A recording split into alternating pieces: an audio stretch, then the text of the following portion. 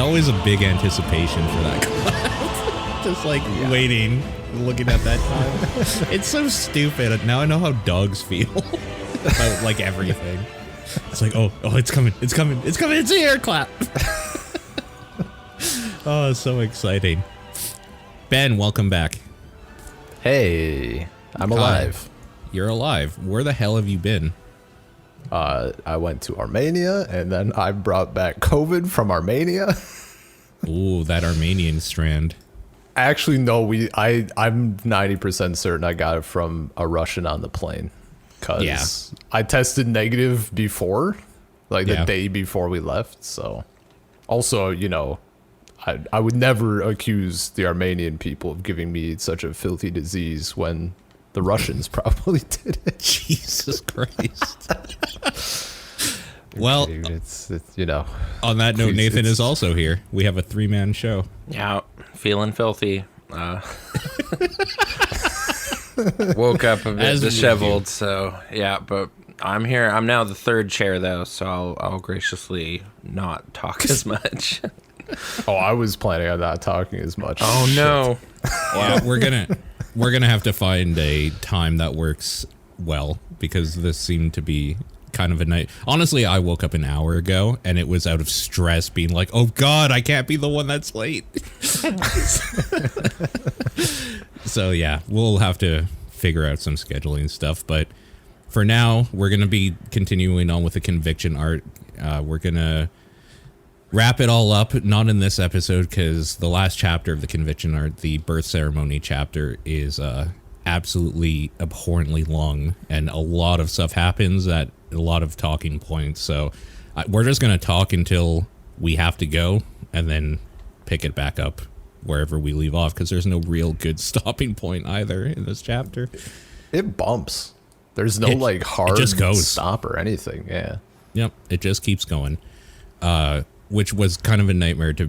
even reading it, I was like, is this a good stopping point? It's like, well, it's okay, but it's no better than like the last one or anything. So yeah, we're just gonna go forward. But Ben, do you have any thoughts about stuff coming up to here? I know you wanted to talk about lost children a little bit. Is there anything you wanted to like bring to the discussion? Just lost an overview. Children. Any of it that you've missed. There is some stuff. I mean, as with like everything, like it feels like I missed so much my first time around, and now rereading as usual, I'm like, oh man. Sure. Just seeing like the early signs, because in the, I don't want to like bump ahead, but like in the conviction art, we clearly get some of the like Guts inner turmoil stuff going on. Like we get a lot of the like, it's like brought back up to the surface that it wasn't there during the Black Swordsman, either part 1 or 2 after the Golden Age or anything. Yeah, like the turmoil, then like how that's kind of we get like some of that beast imagery like sprinkled throughout this, and looking back in Lost Children where he's in his little final fight thing with the, I forget her, Rosine, the moth person, and there's the panel of him being like, I just got to shove everything back, just at the urge to kill, and then everything else go to black. Like just this whole like just blacking out everything except the urge to kill, and then like that evolving into the beast and stuff is, I don't know. That's just something like I hadn't thought about on my first read through, I guess. The physical like representation of that coming out and stuff, like kind of following him or taunting him even and stuff. Yeah. And just like I mean, I'm sure you guys addressed it already, like him killing all the fucking kids, the demon kids. Oh yeah, in the They're barn. Just like, they were children. He's like, and it's like, no, they were demons. It's wild. I mean, it gets, it just gets so dark. Yeah. And then the bit with how have you guys been pronouncing your name? Is it Farnese? I looked up like an Italian pronunciation. It's like Farnese, so I've been trying to do that. The first episode I was on, though, I said Farnese, and then apparently Okay. that was presumptuous or something. But yeah, Roman Catholic, Yeah, so something. I'll take it. Farnese. That sounds correct. Well, her buddy's Yeah. Serpico, so something. Yeah. The bit with her and the horse. Yeah. The fucking sword is just like It's rough. burned into my fucking brain reading it like, what? Okay. Yeah. Especially like if I think you read it younger, like quite young. I could see that being was something that like you don't forget. depending when you read it. Informative, maybe. Yeah. Yeah. No, it was like a weird. I mean, there's a lot of that in the conviction arc, honestly, of like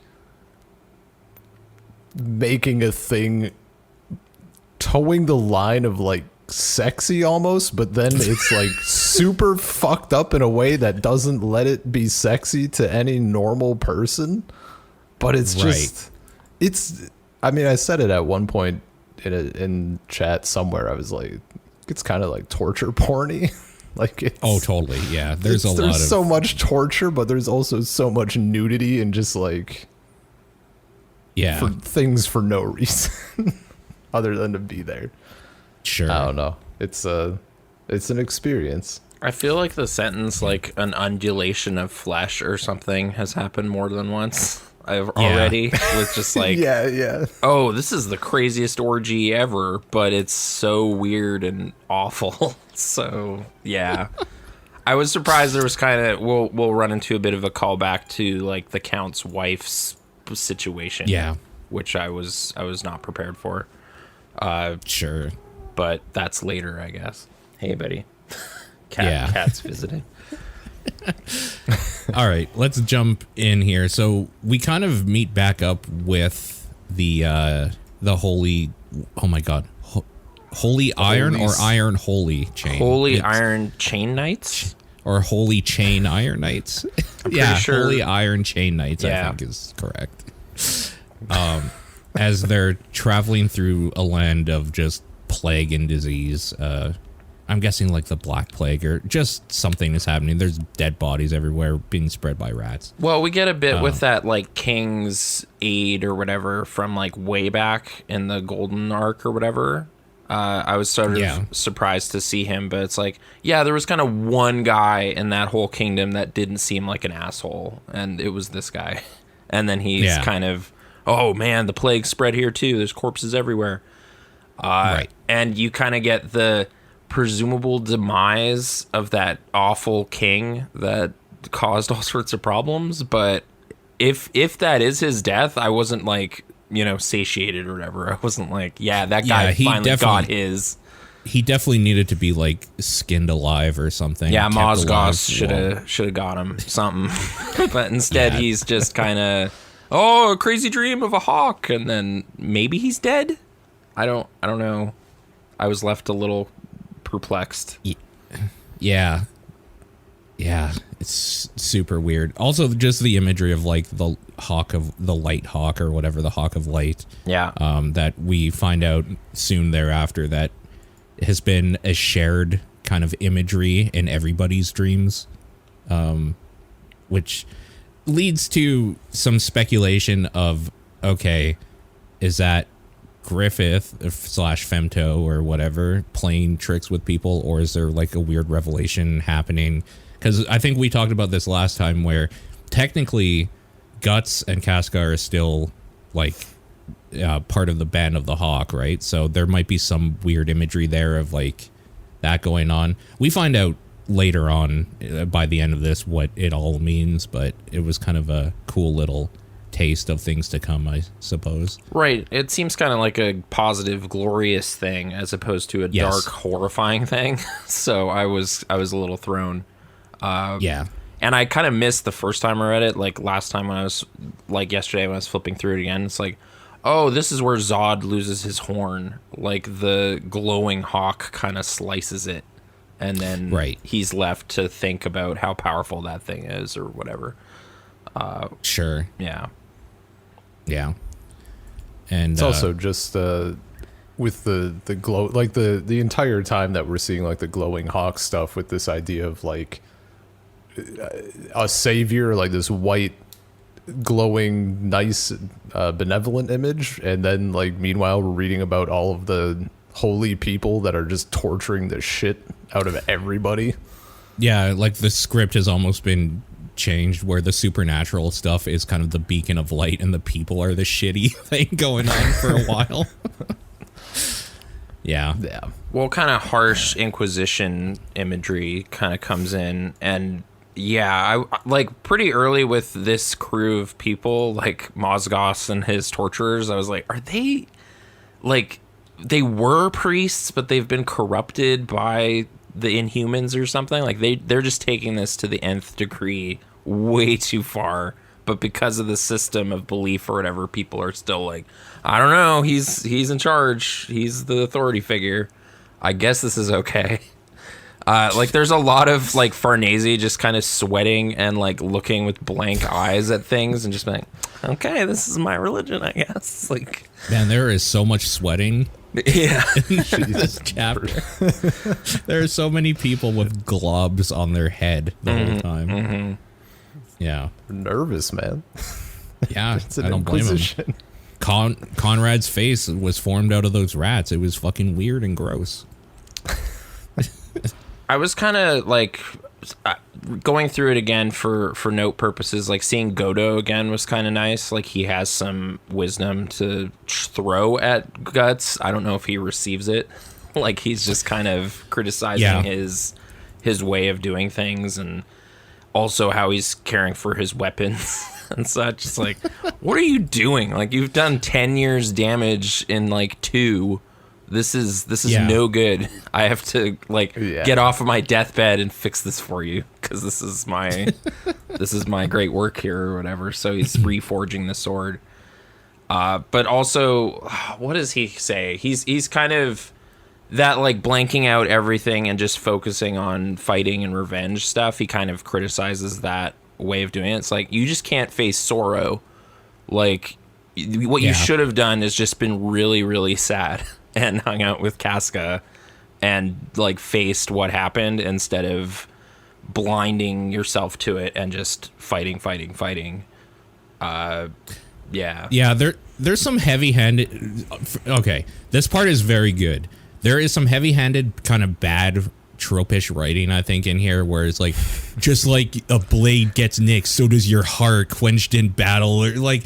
Yeah, the one that like later came back, and then I was surprised to see it was teed up by Godo, was like, you're a sword who's about to break. And then like Guts later at some point like punches a statue and says like, I'm about to break. And I was like, okay, like that's, he is, it's true, but it's a bit right on the nose or something. It's a bit extreme. I'll just read it to you. You sink the blade called your heart deep into blood in order to fix the nicks called sorrow. It's like, come on. That is so pretentious. Like, ooh, 16-year-old listening to My Chemical Romance wrote this. That's so on the nose. But it's coming out of this like old character. So it's like, oh, maybe he's on something. Maybe like he's got some old wisdom or whatever. But he's not wrong. It's just the way maybe it's a translation thing too. Like, I thought it was cool. It just seems so edgy. Yeah. I still like these blacksmith characters. Like Rickert has kind of taken up the smithing, and he's practicing and whatever, which was kind of nice. I enjoyed him making practice swords as like tributes to the hawk or whatever. Like he's making this graveyard of swords. For practice, he's making the kind of like how they used to do on battles or whatever to honor their fallen comrades. Yeah. So that's what he's been up to the last couple of years, getting his smithing on. But I guess the big plot thing that's gone awry is Casca wandered off. She is gone now, and like Guts is pissed at them. But then this is where he starts getting lectured of like, hey, you weren't even here, so you don't get to be upset with us. There's some really like important dialogue here about like following your hate so much that like you leave behind the things you love or whatever, which is just like real life stuff. I kind of, yeah, I got like I was like, is this the conviction? Like, is it like Guts's conviction to never leave her again or whatever? Like, he has a moment where he kind of says like, okay, I'll never do that again. And then like a beam of light comes into the cave or something. And I was like, all right. Yeah, I'm looking at it right now. It's sort of like his declaration of war against the Inhumans or whatever. Like it had that kind of like, oh, he's not going to let that happen. Maybe this is it. I know there's a place called the Conviction Grounds or whatever and everything, but I feel like for our characters' purposes, that might be it. The conviction. Oh, sure. Yeah. But there's a lot of convictions going on. There's a lot of conviction. Yep. This is also where one of my favorite panels of the Beast is, where he's in the cave, just like with the Beast behind him or whatever, like curled around behind him. Yeah, I just think that's so cool imagery. Good. Yeah, it's very, very good. Do we know oh, sorry, go ahead. Okay. I mentioned it to Paul. The Beast, I realized, is the inspiration for a webcomic, Gunnar Krigg Court. Okay. Like there's a coyote, kind of like a Native American like coyote god figure, but like the way it's drawn is so close to how the Beast is drawn sometimes here. I did not connect that at all until reading this. Reading it, like looking at him this time after like being at a local convention where several people had like Venom shirts on, I was just like, oh yeah, when did this come out versus that? Like he has the kind of like white streaks of eyes and like this weird Morphous looking quality to him. I was like, did this invent Venom also? But maybe not. But yeah, the way he's like this weird kind of shape-shifting black blob, but has this kind of default shape, made me think of that character, or that kind of splash image of like just the crazy wreath of teeth and then the two streaky white eyes. Yeah. This came out 10 years after Venom's first appearance. Damn it! See, I thought it was another big footprint, like McFarlane just ripping stuff off. But all right, I'll tip my hat to the local kid. Whatever. Right. Yeah. I feel terrible for Guts at this part. Yeah, that's like, an understatement. Holy fuck. mean, well, just even because like they go back through all this stuff and he's like thinking about like when he after the duel with Griffith and then like all of his comrades and stuff, and just like the idea of he realizes after coming back, like I think while they're rescuing Griffith and like before that and everything, like wow, I actually had like the thing I wanted and I just didn't know it and I was stupid and threw it away. Yeah. And then the realization that he fucking did it again. Like, I've definitely been there where you like, oh, sure. Yeah. You realize like, wow, I was stupid and I'm going to be better. And then 3 seconds later, you realize you had already fucked that up again. Just, sure. Ugh. Sucks. Yeah. Yeah. We got some good panels of like every panel is a different character from the Band of the Hawk, like saying his memories kind of coming back. This whole cave part, the introspection, I think was, very coolly done. Yeah. I feel bad for Guts. I don't. Fuck that guy. He got everything he deserved. Well, when he was making his decision to leave and stuff, I was like, yeah, he's got to, be his own man. And it's sort of like the thing Griffith kept saying about true friendship or whatever of like, oh, someone can stand next to me as an equal. And he's like, I'm going to go figure that out and do that. And then it all fell apart immediately for them as soon as he left. So he blames himself for that happening. It's very definitely not his fault. Him leaving again is 100% his fault. Yeah. Yeah. I mean, the first time was not.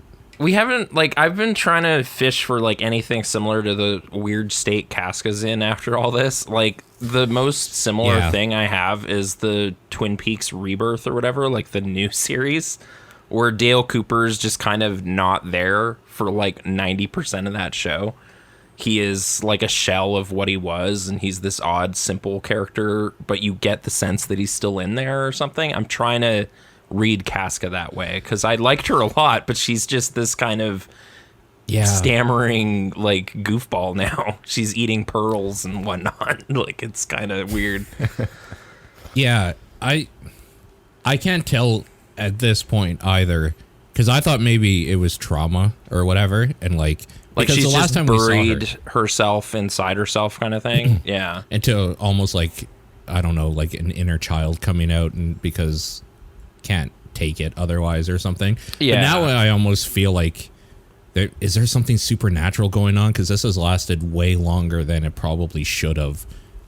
Like years of clouding her mind and stuff. Yeah, she can't even speak really anymore. Like, I'm waiting for her to finally like say a name or say somebody's, like, say something cogent or whatever, but it's not happening. So yeah, I'm in that same suspended state of like, oh, I hope we get Casca back. She's here, but she's in trouble. Like, I don't know what's going on. I assume we're going to get that at some point again. Yeah, but I don't know for sure. Honestly, it wouldn't surprise me if they just fucking killed her at some point. It wouldn't surprise me. Yeah, like, I feel she's kind of been simplified to where she kind of is operating as just a damsel in distress right now. Like, she's just wandering into trouble, but like, she's got her own interesting things going on with like the child and whatever. Like, there's stuff there, but yeah, I'm kind of in a state of suspension or whatever, like waiting for good old Casca to wake up again or something. But yeah.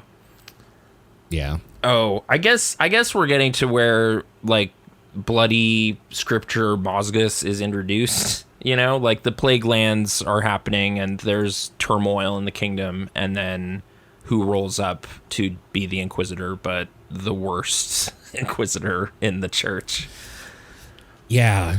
I thought he was not human at first. Like, I thought he was a golem or something. Just the way he's drawn is so stoic face. Like, he obviously has a mask of some sort on, if it's not like an actual physical thing. He's just like, I don't know. As things progressed, I was like, is this guy a robot or something? He looks so crazy. Right. But yeah, like, I was also this pair of panels or whatever where we get to see him and all of his tortures or whatever was definitely tickling some like Dark Souls-y, Bloodborne-y type stuff. Like, there's one character.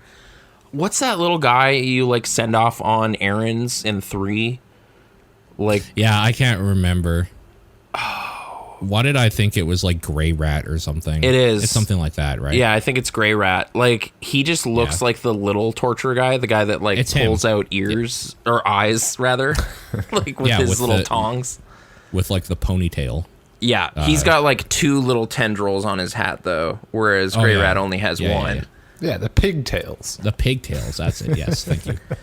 Yeah, no, totally. Yeah. Totally. And then Mozgus himself, like, kind of looks like 2 different characters, maybe. Like, he has there's these kind of big, tall, like, dudes in Bloodborne that just kind of traipse around with their big hats or whatever.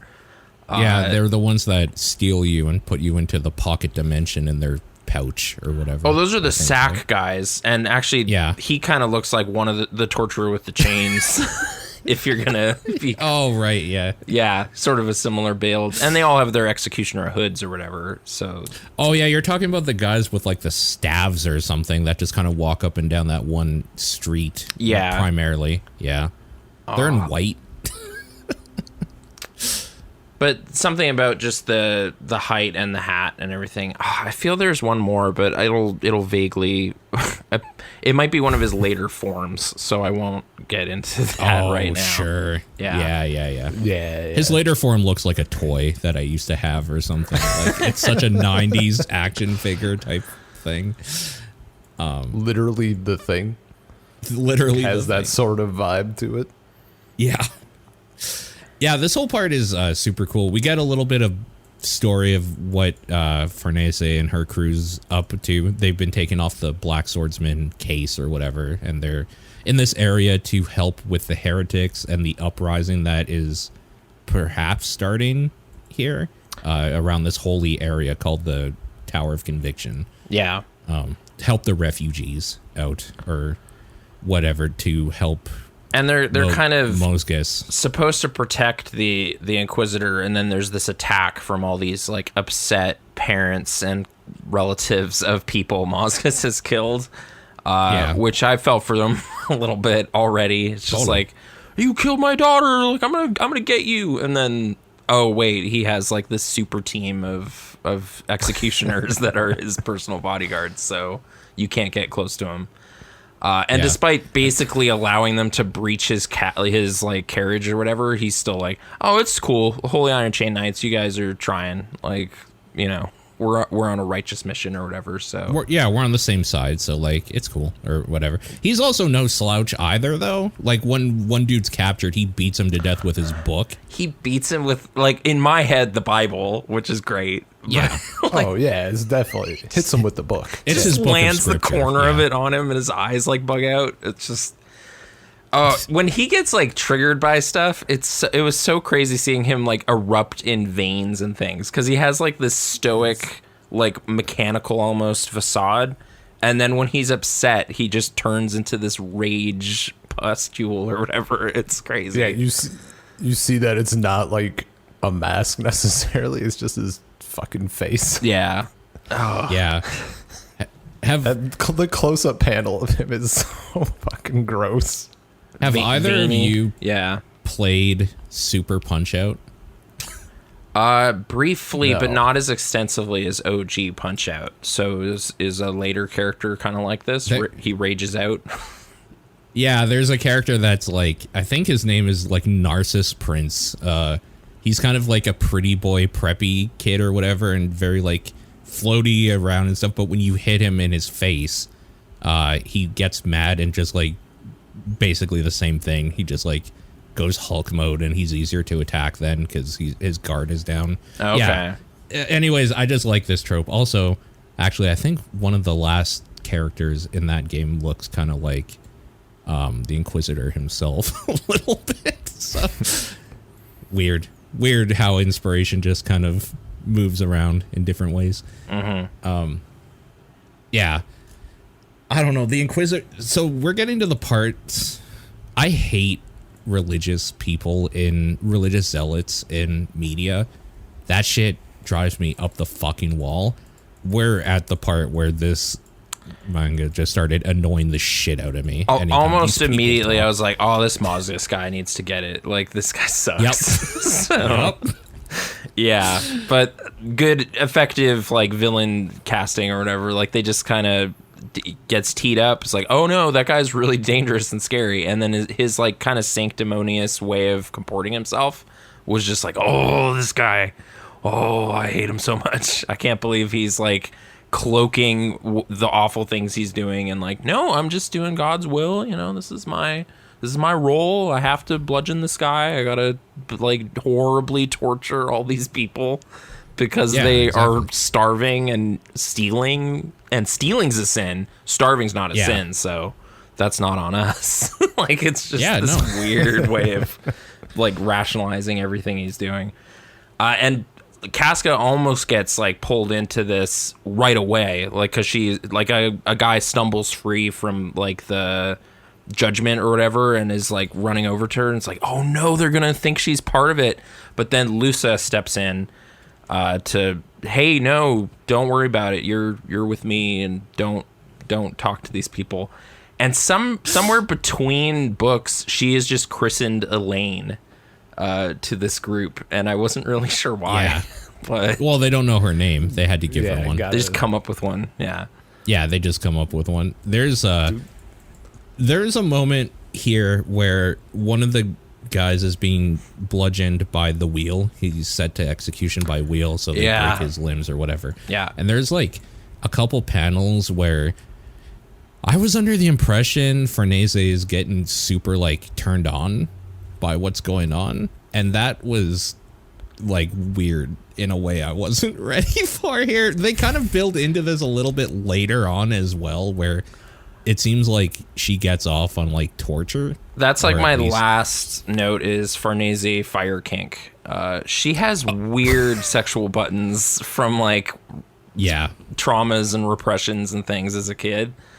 It's super crazy seeing I'm remembering when my mom was burned to death, and I'm getting wound up by it. Like she's just so kind of staring at the fire, touching herself. It's creepy. It's weird. Yeah. The page I'm talking about, if people wanted to look, it's page 233 for listeners or whatever. And there's just a few panels of her taking off her helmet and just smirking with sweat just pouring down her face, like she's really into this dude just being absolutely fucking disseminated by this thing. It's so bad. I don't like it at all. Gotta save that mental image for later. Ugh, so gross. Also, yes, the whole part with Casca and just I think this is where it really clicked in that she's still not fully there at all, because she looks up at all the people on wheels being pecked to death or pecked at by the crows, their corpses. And there's just a huge page thing of her going or whatever with this gleeful look. Yeah. Oh man, this is so fucked up. Yeah. We meet Lusa though. Yeah. And she's dope. She's pretty great. She's pretty good. Yeah. Maybe she's gonna get into problems. Oh, I don't like. The character dynamic between Lusa and her brothel member, I guess, Nina, are just crazy. Is this a parable about the cowardly one and the brave one or something, and their weird convictions about how to handle their lives? They're both kind of getting in harm's way all the time because of how they do their thing. But yeah, I don't know. Lusa's I don't know. She's too caring. She's too empathetic for too far. Losers and idiots that she knows. It's no, just leave it. Go. You tried several times, but it reminded me of the Peter's trials or whatever, the night of the crucifixion or something in the Bible, of just you will fail 3 times tonight or whatever. And then it's Lusa didn't fail ever. She's always stepping up and being no, I'll take the bullet. I'll fall off a thing or jump in harm's way to help someone. Foolishly, I should say. This is not the world where you do that for people that don't care about you. Kind of, but I don't know. I was still struck by it. It's to an absurd degree. And then Nina, her curly-haired buddy, is just so good at failing to stir up resolve and help anyone. I fucking hate her too. I can't stand Nina. We'll get more into just the worst. We'll get more into Nina because there's a lot to talk about there. Nina's hilarious. I don't know the way she's teed up as oh no, she's kind of sick or something. She has some STD. She's in this pitiable state or whatever. I got whiplashed so hard when it's oh, she's crazy. She's going to this cult. Yeah. Her dark side was really unexpected to me in the moment. I was not ready for page turn and what was happening in that cave. For sure.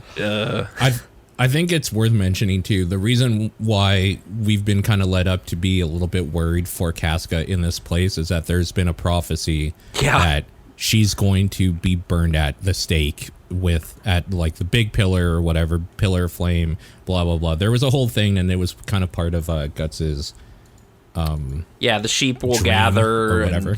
There's a prophecy that he gets flickers of, and I think there was other characters were hearing it. It might have been part of that hawk dream, some of the words you get along with that.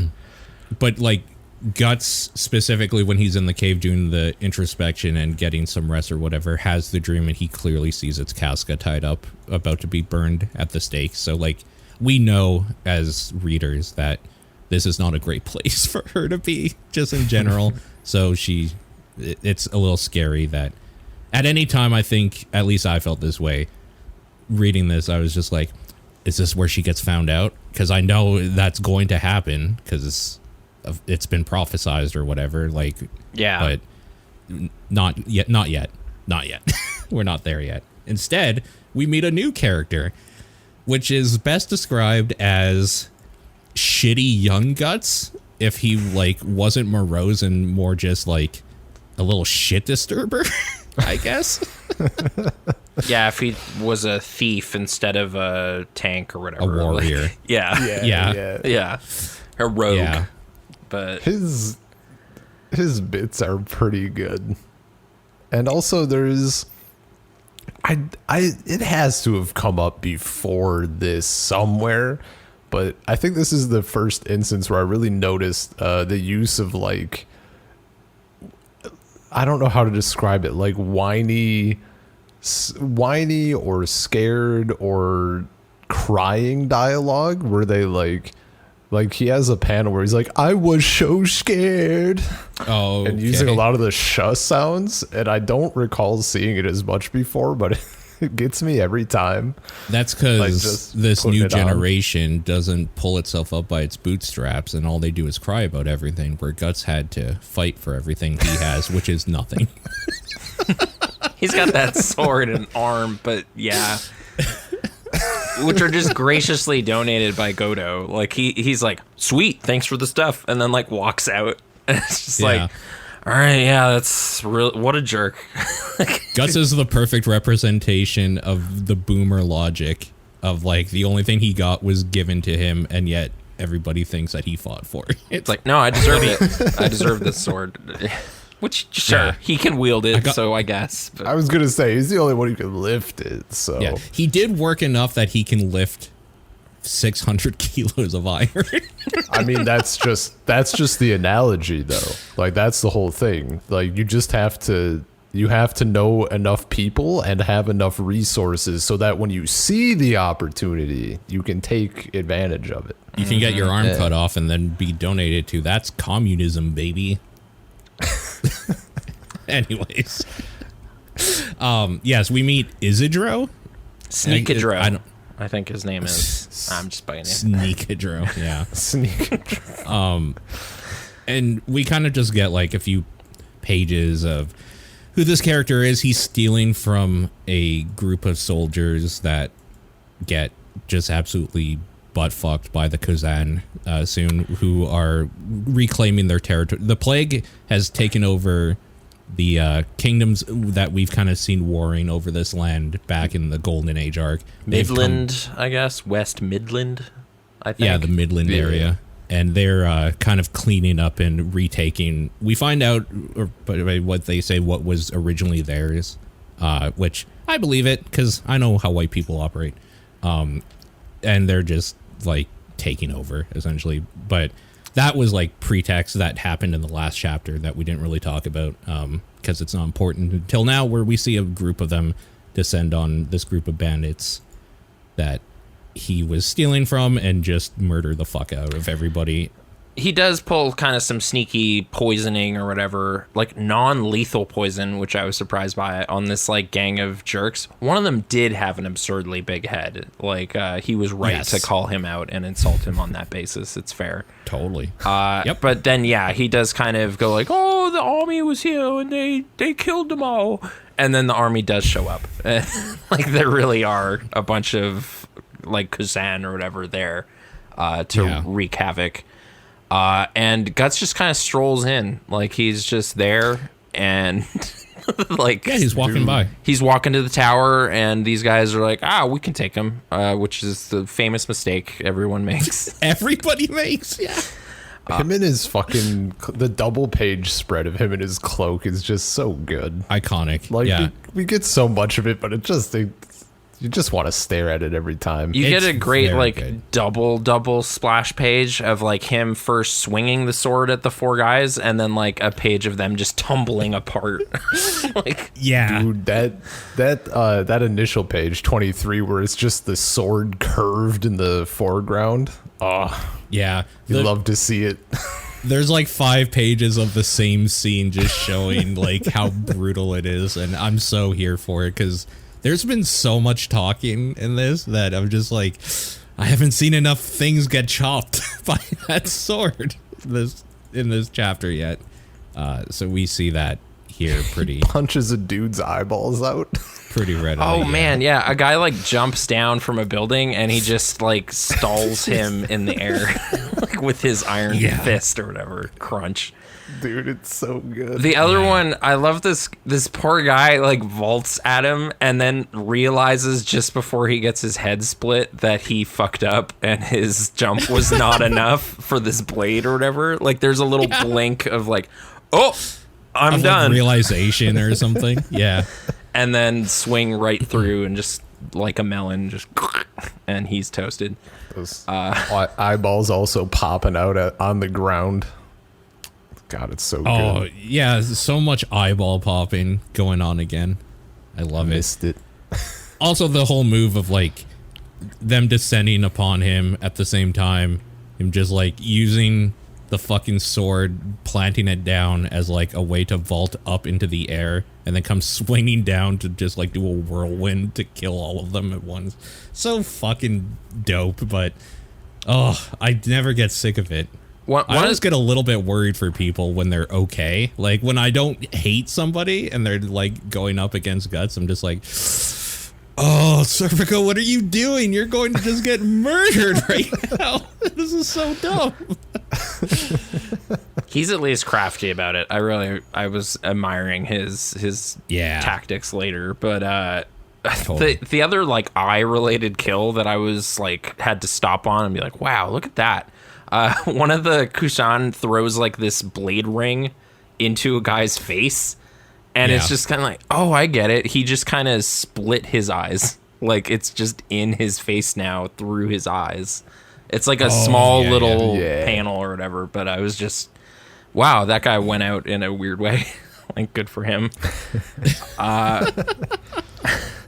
But yeah, he gets to test it out. He's like, huh, I didn't think I'd get to use the reforged sword this early. Cool.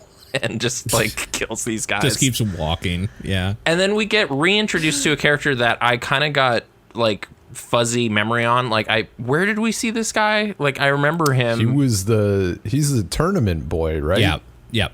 He was at the tournament that Guts fought, and then he later attacked the camp. He was the one with the rings. When Guts like initially rings. left to go walk the world and fight the most powerful warriors or whatever to hone his skills, he was in a tournament. Oh, okay. I thought he might have been hired as like a guard or like an assassin or something, but okay. Well, after the I think it was like because the tournament was to like seek out mercenaries also that king or whoever was hiring. So when he attacked the camp, I assume he had been hired by whoever. Okay. I don't know what he's doing here. It looks like he's just on his own. Like he's pretty he's kitted up. He's got those 4 meaty dudes. Really meaty dudes that may or may not have eyes. I couldn't really tell. They have like just super hollows in their heads anyway. Like it's just do you have eyes in there? What is with these guys? I don't think they do. Yeah. But it's so hard to tell. Yeah, I don't know. Does this guy have a name? Like did they He did. Okay. He did. I can't remember it at all.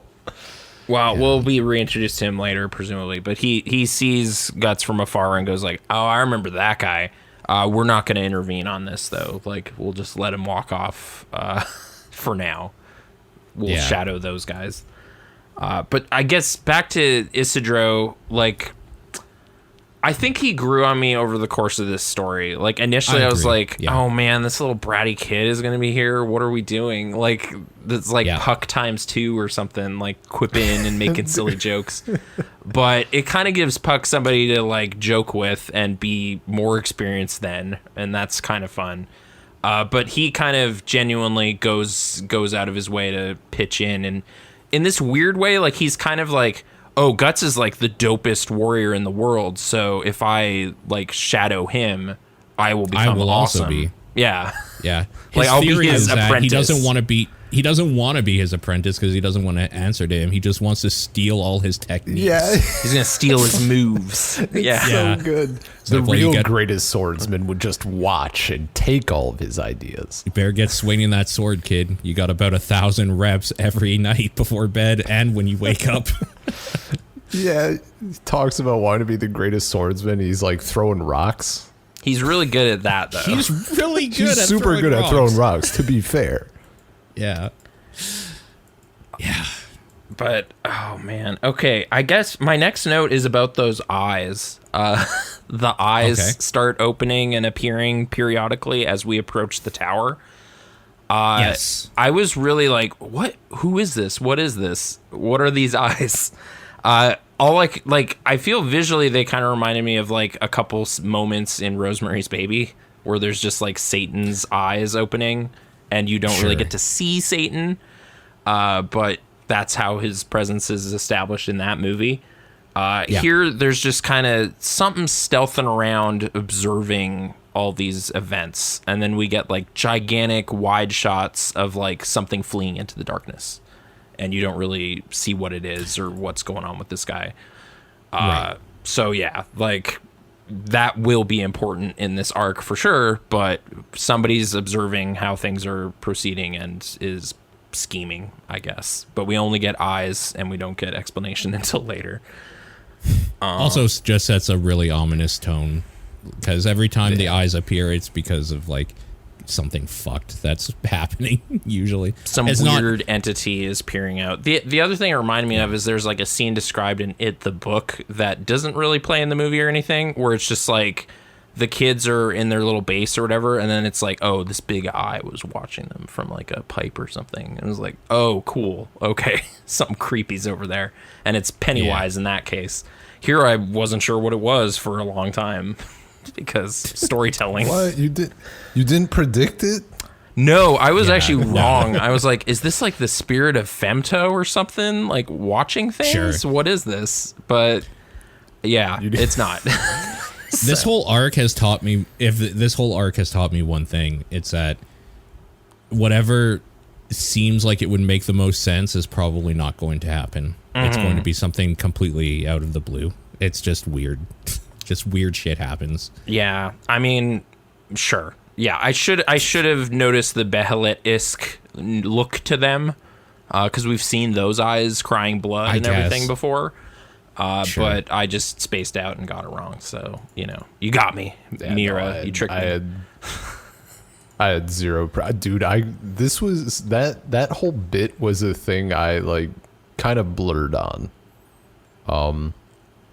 And a lot of I remembered the horse. I remembered Farnese on the sword. I remembered like Mozgus's. I remembered like all the Inquisition sort of stuff, but I didn't remember like how bad it was. I didn't remember like a lot of like the cult related stuff. I just had completely forgotten about that. Yeah. Sure. I guess we should the cult stuff and the torture chamber stuff, which we should talk about briefly because there's this little episode that happens. Yeah, the torture chamber is coming up.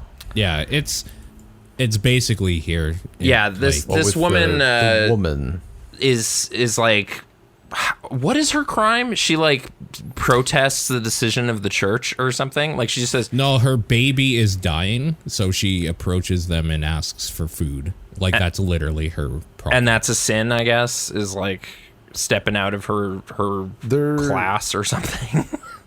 Yeah, they're like laying their hands on the carriage on and the stuff. Temple's offerings is what they say. So we don't know necessarily what it all is. Oh, right, because they're bringing like they're trudging through the masses of refugees presumably to get to the temple. Yeah, with the offerings and food for the priests and all of that shit. Yeah. It's like, you dare steal from this? And it's like, well, my kid's almost dead.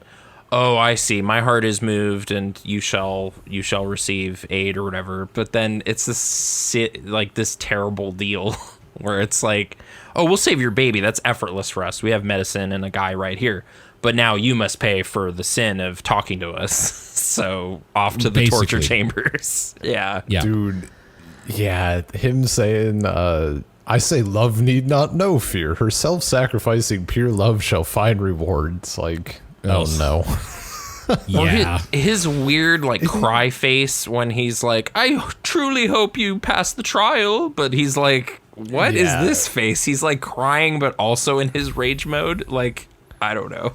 Dude, it's even, there's like a little line. I don't know if we come back to it ever in this, because it's not, it's nothing big. But where he's like, the child will bear the weight of payment later. Like, even the kid's gonna fucking get it. Oh, like, yeah, so that seems terrible. in his weird rules. And that the 2-page spread on of the torture 59, chamber, and then the next page also is just horrific, fucking rough. And it's terrible when you remember, like, this is all taken from history. Yeah. Like these devices and stuff, being employed. The only guy, like, there's like these spiky rollers or whatever, and I was just like, relative to everyone else on this page, that guy's got the best deal. Like, that's not that horrible compared to getting impaled up the ass or like your breasts squeezed by these tong things and pulled way too far from your body. Like, they're all having a worse time than that guy. So, dude, there's like I think there's only one shot of it in this section, but they come back to the breasts being like clamped and so many times. It's like so many times, dude. Because that one gets too much play, maybe.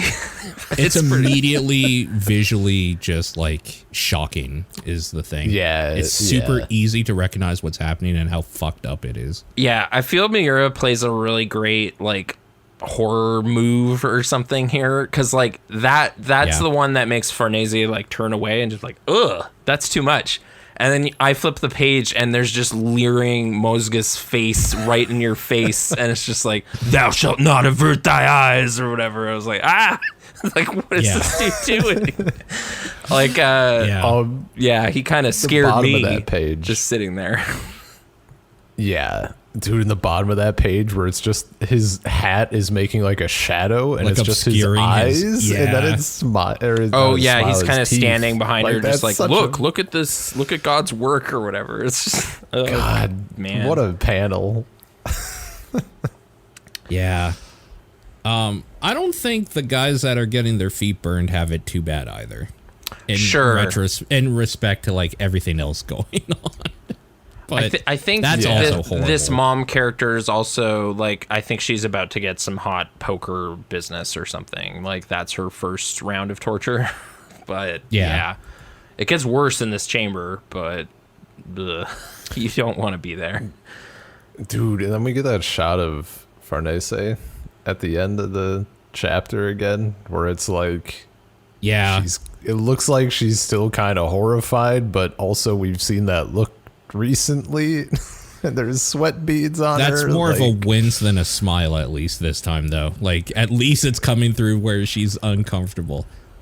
Yeah, I feel it's her having to kind of bury any outrage or anything and just keep a stone face on it, but it's hard because it's so messed up. Yeah. Also, not her. You said him. Mozgus, like, you possess such courage, I do so want you to overcome this trial. That's a hell of a fucking face. Oh, it's such a weird combo face. Yeah, I don't know. Oh, man. His eyes just glistening, but it's like all fucked up. Yeah. Ugh. I guess earlier we got a little bit of a Zan's perspective on all of this, and he hates it. Like, when the wheel breaking was happening, he's just like, oh, this is atrocious or something. But he's kind of just, he's a second fiddle or whatever. He's not allowed to take initiative on any of this. So he's just... That's like the mustachioed guy? Yeah. Kind of, the Bridge Knight. Yeah. Dude, I love him. Just that fill-in, like... I don't know, like Mira's like classic romantic knight, like chivalry and shit. Yeah, he's a big fan of the old code or whatever, and he's chastising his fellow Iron Chain Knights. It's just like, no, you're dishonoring this vocation of being a knight. Like, you can't do that. Like, it's cool. It's too good. Yeah.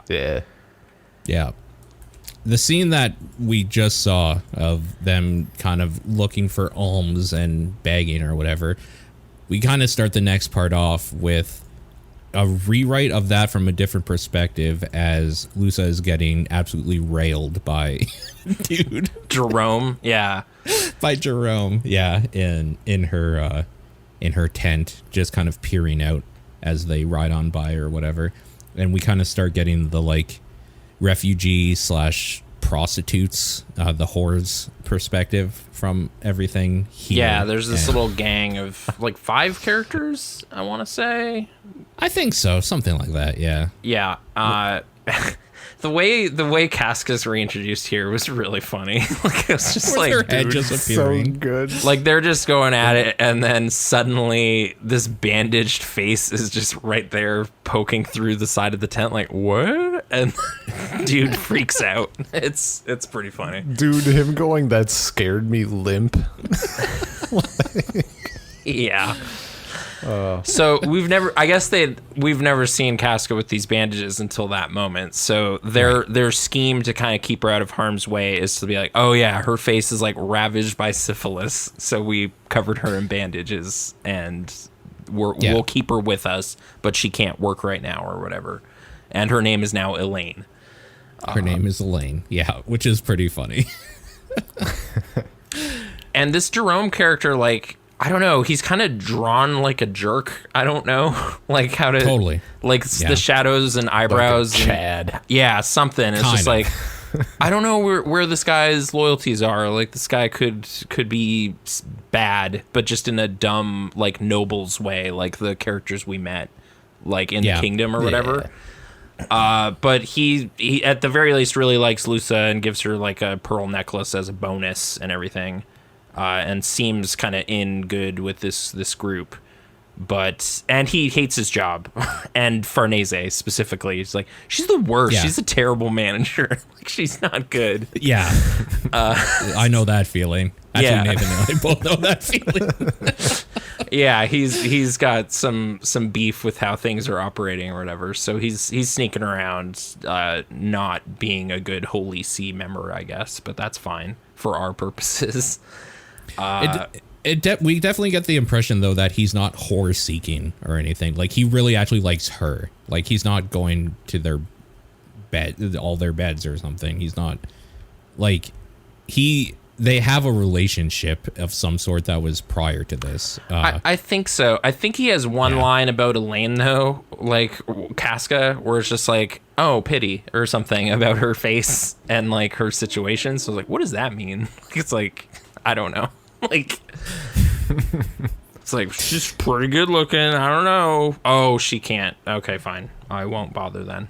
Like, he does seem like a good guy though, because like after all this is done, he gives her the necklace or whatever. Yeah. He makes the comment of like, when we're done with this, like, I'll take you home with me. You're set for life. We'll even bring your sister. We'll make sure she gets like a good doctor. Right. I guess they kind of immediately hand wave that away as like Lucy's just like, yeah, I've heard that before. Like, this is part of the job. Like, people really like you, but then they move on or whatever. But her fellow like brothel mates, I don't know, the other whores, but in a fun way. They all have hearts of gold. Maybe not Nina. Fuck Nina. Gosh. They are very jealous of like this relationship she's developing, but they all get to share in the spoils because she splits up the pearls amongst all of them, and we kind of get this way Lusa operates of just like, hey, we divide evenly, like we're a union, we're a collective or something. We all pitch in and help each other, and that's the code or whatever. So yeah, it sort of establishes her character a bit. She's the what the hell do they call it? I keep thinking den mother, but that's not right because they're not animals. What's the head of a brothel again? She's that for like this group. Oh man, I can't remember the name of it. It's something mother, right? It's some. No, you're right. There's definitely a term, and I'm fishing for it. I'm thinking of that like Simpsons episode about the secret brothel. What did they call that character? But yeah, a madam. Madam is okay. I see madam here. I don't know. There's another term for it, which I don't remember. Anyways, it doesn't matter. Yeah, her whole thing is anybody getting more or less just breeds like distrust and like people already hate us. We got to stick together. So the best way to do that is to make sure we're all exact equal or whatever. And yeah. We get a lot of character development just by what she says and what she does here, splitting up the pearls from the pearl necklace. Yeah. So that they could all survive. And I think this is kind of where Nina then steps out from the crowd of characters and is like doing her own thing a little bit, right? Like she heads off to wash in the river, I think. She's given a thing from what Lusa says, I got this from a doctor, drink this. Oh, some medicine, yeah. Some medicine or whatever. So we know that she has some sort of problem anyway. And yes, she goes to cleanse, and upon doing so, I don't know, like meets up with Elaine or whatever. Elaine follows her. Yeah, Elaine follows her out, and then night starts approaching, I guess, so the shadows start stirring a little bit, and like I kind of didn't remember this, like when later Nina's like key feature is she's the most scared, cowardly person on the planet. She's right away says like, "Oh, I'm so scared. I'm just so scared all the time." And she at least owns that later, I guess. But now she's just kind of, in this kind of scared state. She meets this Yoakum character. Yeah. Who she is able to bully around a bit, which is kind of a fun dynamic of like he's even more like quaky in his boots than she is, and lures him into this bizarre situation, which I was not ready for. I do like. I will have to go a little bit. Yeah, we should wrap. Super late. As far as like the chapter where we see the end of the chapter where we see Nina and Casca, now Elaine, walking to the river, and she's like talking about everything she's scared of, like dying, living, the world, of God, of everything. And the next panel, like you see undead things starting to come out of the ground. Yeah, drawn to the like, brand on Elaine's chest. Like, it's gonna be weird. Yeah, it's about like, to get scary. Yeah. No, it's justifiable circumstances for it. It's just like, that'll later become her defining like character trait or whatever, is how scared she gets. Yeah. But yeah, I'm almost out of notes here, so if we want to just get to the end of my page here, we could end there. Yeah, sure. What do you have? Yeah. Okay. I guess, is it at this point where we kind of find out how Casca's been doing okay this whole time, is like the baby appears and protects her? Or is that in the cave? Oh, that's here. Okay. I just remember the eyes kind of lighting up at the sight of the baby for the first time. It kind of really zooms in, and it's just like, oh, that thing's interesting, is what I infer from wide eyes and a little blink note in the middle. But yeah, I guess it's just like she is not like in control of her faculties. She's not able to fight or anything. How has she been alive this whole time with no escort? It's like the baby keeps showing up to kind of ward off the other spirits somehow. It's not exactly spelled out. Yeah, I think we know because we've read to the end. Sure. The nature of this thing now, it's I guess in hindsight is almost like the sight of the Crimson Behelit makes you back off. The sight of this thing is like, oh, this thing's special in some weird way, so we'll leave her. She's important, I guess, to the prophecy or whatever it is.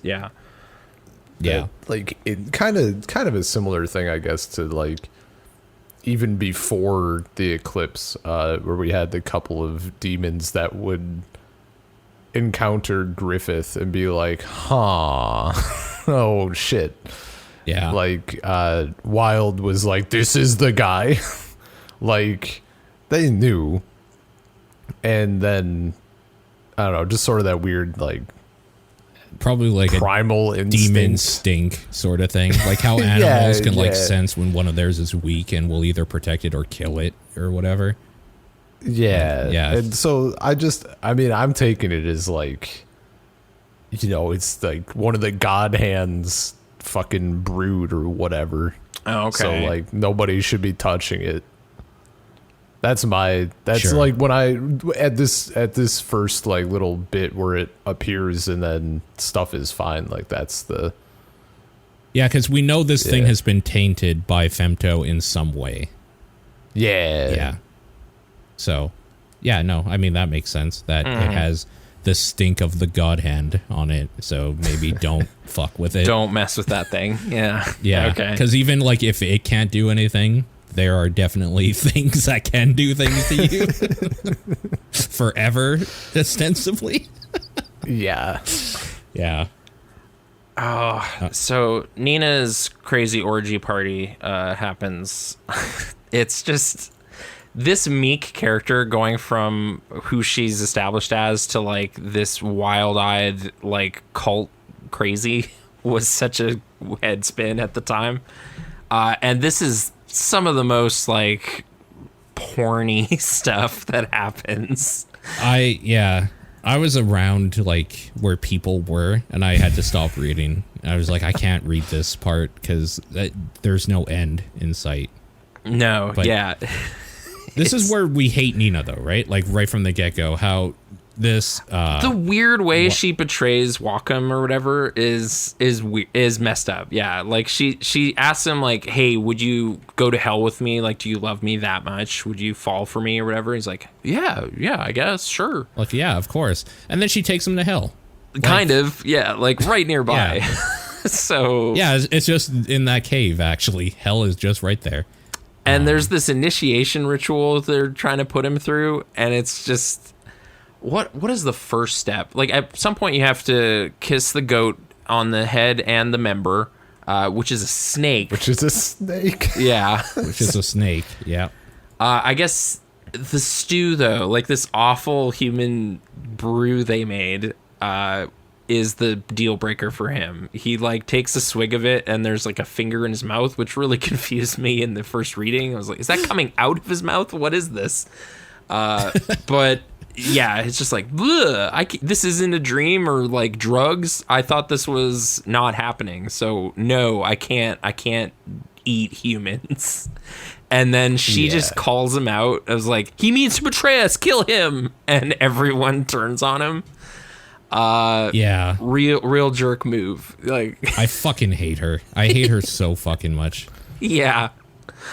With how like tame her character is before and after this though, it's so crazy. I can't believe she's in with this cult in this way. It's weird. Like Yeah. I don't know how she fell in with them. Like they seem beyond her. Probably like got into the same situation as how's his name? Wacom? Yeah. Just got pulled in and is so similar meek. situation and was so scared that like because like everything for her is a flight response. Like, oh, I don't want to die. Yeah, I'm in. Like, sure, don't kill me. You're gonna kill me if I don't. So, I like not necessarily like the exact images, but for what the whole orgy like. No, there's some good images. No, I'm going to stop you quickly. There's some good images in here. There's some like, good, yeah, all right. Yeah. Some good images. But like, as far as, like you can think of like this, similar sorts of scenes from like whatever movies or any media or whatever. Movies. But like the films. Yeah, I have a few sites I could show you after.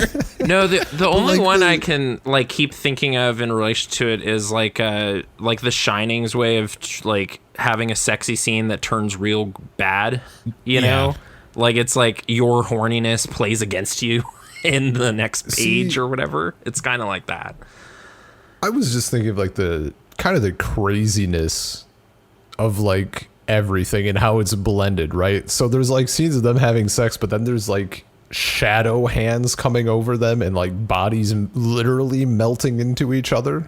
And there's like an abstract drawing that's just like weird shapes. Like it's like, I guess those were sexy shapes, but now they're just blobs. Like I don't know what it is. Or him like he's like grabbing her breast and his hand like sinks into it, phases like through it literally or something. goes through Yeah. it. Yeah, It's and then body horror-ish kind of stuff. yeah, and him like, I mean, he's like just doing her, and there's like weird, it's like people, but they've melted into like the floor and stuff, like almost like they're part of the cave. I guess that's like, probably the falling. undulation of flesh kind of stuff of just like, and that's just it's so well done. Like it's just such a weird, it's such a specific feeling that's conveyed so well. This weird like hallucination, like like drums chanting sort of shit while it's just crazy around you. I don't know. When he first gets there, there's these like 3 or 4 ladies that just have this hungry look, but they look freaky,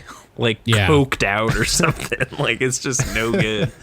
But yeah, he's in too far, I guess, and is trying to be good, but he gets like thrown off a cliff into a pit. Presumed dead. Yeah, that's always happens when you're not an orgy guy. You show up. I don't know. With all your hang-ups, they can't handle it. Yeah, exactly. Yeah, so that's Nina's like first betrayal, I guess. Is this guy? First betrayal of the night. We'll keep a tally. And yeah, he is gone. But I guess we cut back to Guts on the road as he approaches, because we get. Hang on. Okay. Don't just skip past Nina getting fucking spanked by Lusa. I was gonna skip that because I didn't know how to deal with it, but yeah, it does happen. Lusa's shadowed them there, and it's just the weirdest. Like, it's super weird. Yeah, Nina's all like, "You're the same as me, just a whore. How can you look down on other people? Like you're all holier than thou." And Lusa just slaps her and then literally bends her over her lap and just starts spanking her repeatedly. Yeah, no, until it's just she's like, "I'm sorry." It's such a weird part. It was a little, it was like, this is part of the story, but this is so kinky and weird. Like, this is, someone is very into into this like, bit. The fact that, like, like, she was just getting, like, pounded by doing so much crazy shit, like, panels ago, and now she's getting spanked. It's, like, the worst thing, and she's, like, sobbing because she can't deal with it. And then the fact that Lusa's like, "You really are a silly girl." I'm like, yep, she's silly. Oh, you silly. You joined a crazy demon cult, didn't you? Yeah. Again? Come on. She almost confesses the Wacom thing too. It's just like, I just don't worry about that, you know. It's just like, what? No, and then we get the bit with like Elaine. Yeah. Is like they find Just her and walking up, rip off the bandages. Then it gets dark. It gets demonic real fast. Yeah, I hope Casca never has to go through stuff like this, but it keeps kind of happening. But here, at least, they rip open her shirt, start going after her, and then she freaks out because she has like a flashback, obviously, to the eclipse. Yeah.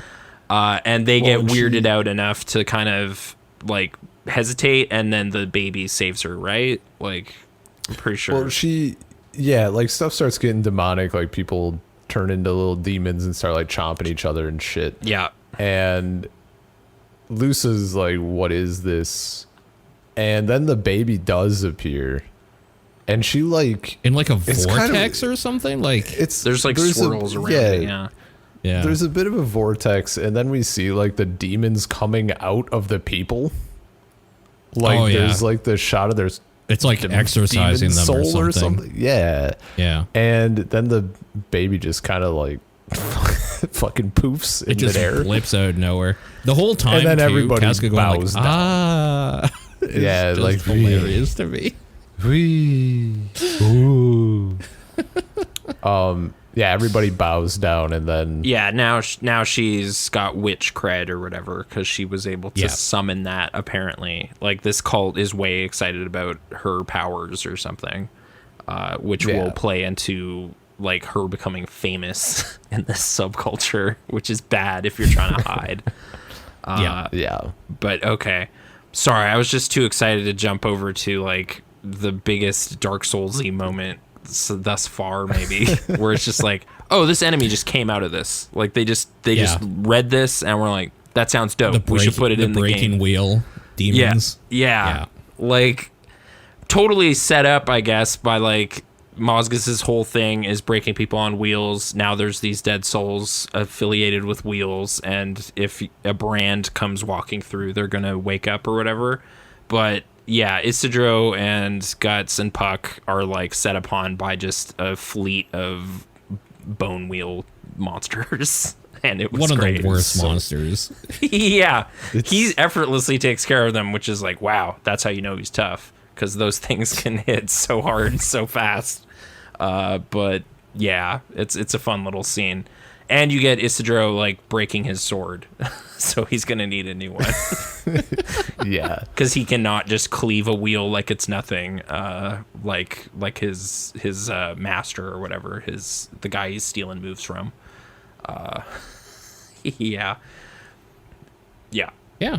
Bone wheels. That's what I call them. I don't know what they're actually called. Dude, I don't know either.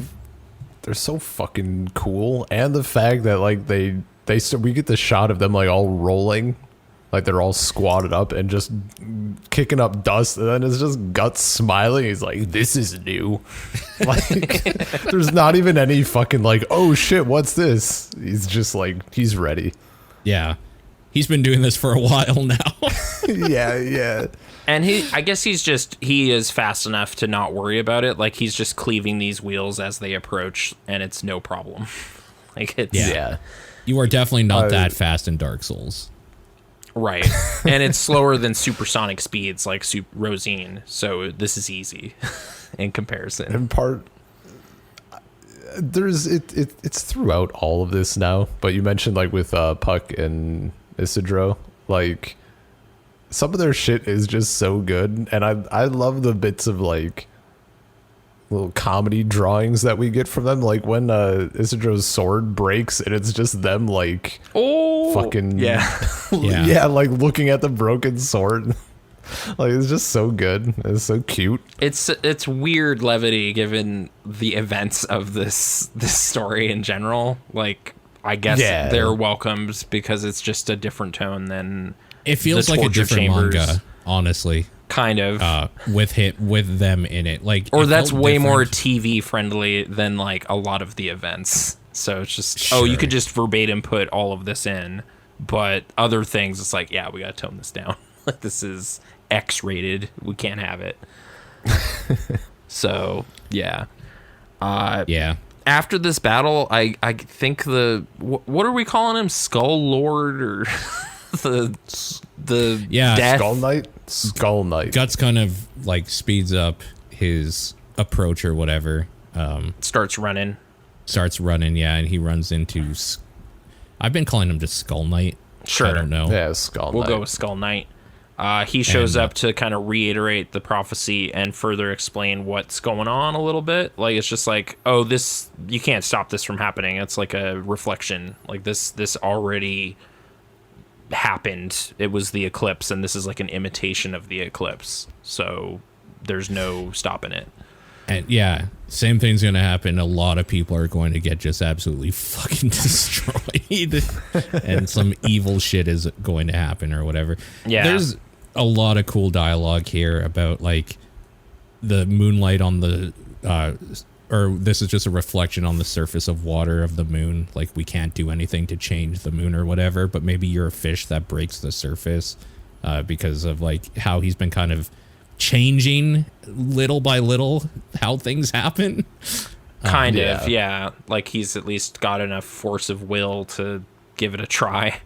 Skull Knight is all of the demons are way too into this causality, and like there's a predetermined thing that will always happen, and Guts is like, no, fuck that, I got this sword. And he at least kind of has to concede that it's like, well, you helped me last time, but this time I'm gonna do it with my own strength. I'm ready, kind of thing. And it's like, okay, like we get kind of like I'm on the fence about whether I like it or not, but Skull Knight is like, yeah, you're branded and also not dead, so like you're in between the physical world and the astral world. Yeah. So which you're is why outside he of sees the them reason all the of the time. world. Yeah. Yeah. The interstice or whatever. Yeah. Yeah.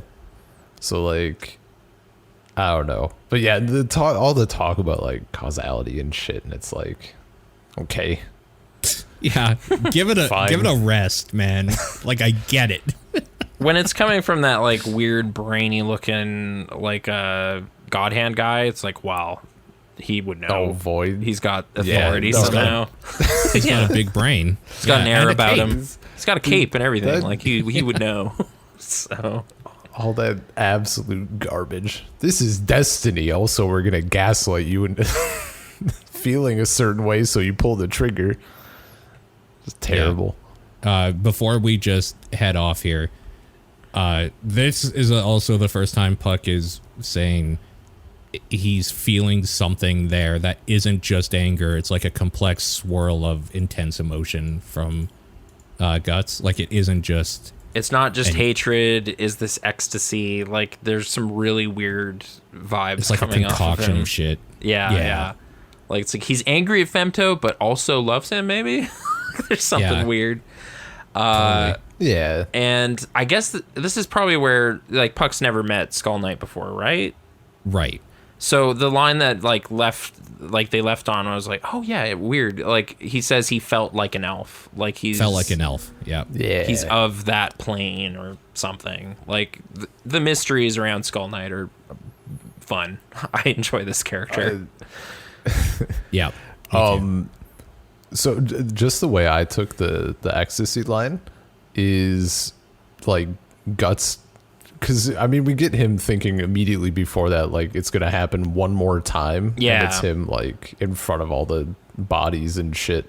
But I took the ecstasy as like ecstasy at the chance to redeem fuck up himself. Femto, to like get that revenge. Yeah. Like he sees the Lake of Red or whatever, and it's not discussed. It's like, oh, this is another chance. Like this could be it. Like We can I could redo get it. this.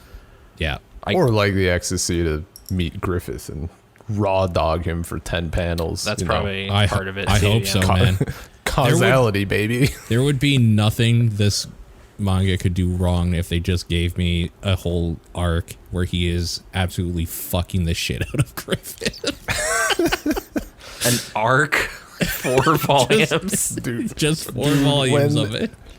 the Mira's deathbed. That's all he was talking about. And Gosh was like, all right, And then he puts his dick in his mouth. And then again, all right. come here. Come here. You have to listen. Get the details. write this This is a down. power bottom. Closer. Come closer. I that I'm was- not people- disrespect Mira's passing. No, dude. No, yeah. The Berserkle jerk subreddit was like going so hard. I mean, even now they're like, I can't believe Mira died. Now we're never gonna get that final volume where it's just a complete just going at it for the entire volume. Just no words, just looks, and then 230 pages straight action. Well, not straight action, you know. No, yeah. Very unstraight, in fact. Yeah. But yeah, Yeah, this so we'll end here with Guts saying his top priority, he has to save Casca, but if he's there, then and then it just kind of ends with him running off into the night with Isidro trying to keep up behind him. yeah. Yeah. So they're heading to the tower for big events, big stuff that we'll talk about next time. There's a lot to Yeah. come. Yeah. It's very dense arc. Dense arc. Yep. Cool. Well, I know, Ben, you have to get to bed. Thanks for staying up and being a trooper, and I hope you're feeling completely better. Yeah, no, I'm good. It's good to be back. Cool. And Nathan, thank you for hanging out and doing this as well. I like podcasts that do a 3-person thing because it's easier to get ideas floating around. Totally. Out Now, there. happy to be here. Sorry I was not ready. I was not prepared. But yeah. It's all good. All right. And thank you for listening. We'll see you next time. Whoa, wait. Whoa. They got to send some emails to IhaveGoneBerserk@gmail.com. I just love the address so much that I want to bring it I up. forgot about the email address. Yeah. Okay, so, fair enough. So if you want Berserk. to weigh in on anything or provide some questions or lines of thinking, without spoiling it, I guess, because Paul and I haven't gotten there yet. So Yeah, that's the part I'm worried about. just But like yes. giant spoilers showing up in the email. But yeah, IhaveGoneBerserk@gmail.com for all your emailing needs. Exactly.